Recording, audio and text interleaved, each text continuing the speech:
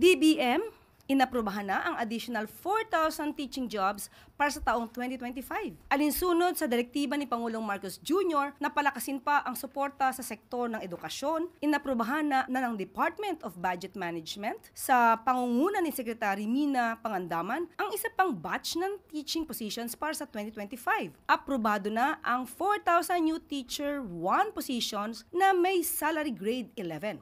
Ito ang second batch na kukumpleto sa 20,000 teaching jobs na hiniling ng DepEd sa administrasyon. Bukod pa rito, sa naunang inaprobahan ng DBM na 10,000 non-teaching positions para sa DepEd nitong April 2025 lamang. Patunay ito sa pagtutok ng administrasyon ni Pangulong Marcos Jr. sa pagsasaayos ng education sector sa bansa. Dahil sa bagong Pilipinas, ang gusto ng Presidente ay dekalidad na edukasyon para sa bawat estudyante.